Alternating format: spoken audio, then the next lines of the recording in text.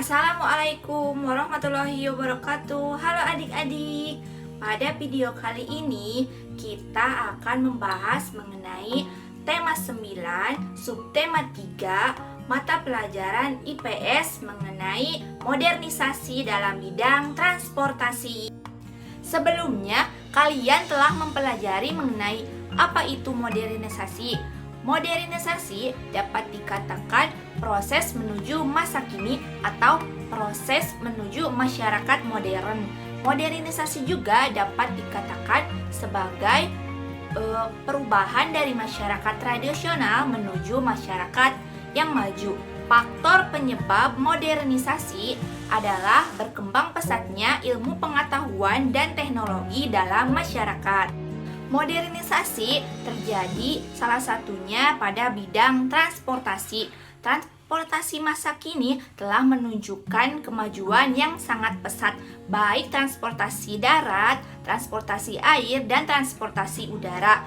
Transportasi masa lalu umumnya menggunakan tenaga manusia dan tenaga hewan, sedangkan transportasi modern menggunakan mesin yang berbeda-beda. Yang pertama ada modernisasi dalam bidang transportasi darat. Alat transportasi darat masa lalu tidak bermesin seperti sepeda, beca, delman, dan gerobak. Alat transportasi darat tradisional umumnya hanya melayani pengangkutan jarak dekat. Alat transportasi modern pada umumnya menggunakan mesin yang berbeda-beda seperti sepeda motor, mobil, truk, bus, kereta api, dan bemo. Yang kedua ada modernisasi dalam transportasi air.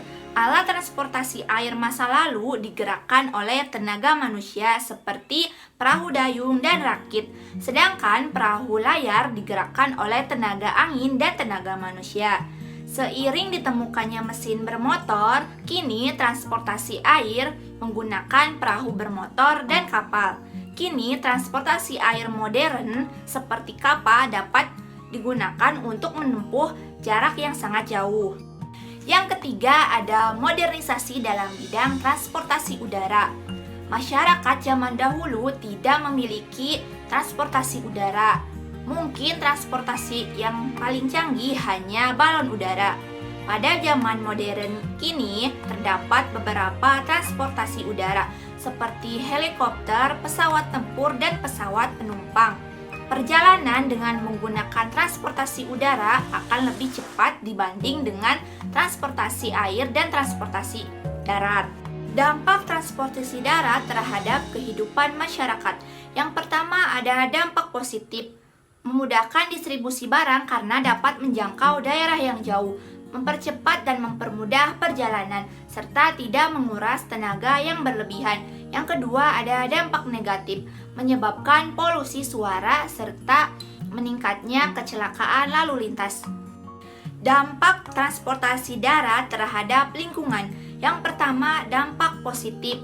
Gas buangan dari kendaraan bermotor dapat dimanfaatkan dalam proses fotosintesis tumbuhan dan lingkungan lebih tertata, terutama lingkungan buatan. Yang kedua, dampak negatif dapat menyebabkan polusi udara serta menimbulkan kelangkaan minyak bumi. Dampak transportasi air dan udara terhadap kehidupan masyarakat. Yang pertama, dampak positif, menjangkau daerah yang sulit, mempercepat distribusi barang, serta memudahkan dan mempercepat perjalanan. Yang kedua ada dampak negatif, meningkatkan jumlah korban kecelakaan serta menyebabkan polusi suara. Dampak transportasi air dan udara terhadap lingkungan. Yang pertama dampak positif, lingkungan lebih tertata, terutama lingkungan buatan, serta interaksi dengan lingkungan sosial semakin baik. Yang kedua, dampak negatif, merusak ekosistem bawah laut seperti terumbu karang dan ikan, menimbulkan kelangkaan minyak bumi, serta menyebabkan polusi udara. Sekian penjelasan mengenai materi pada video kali ini.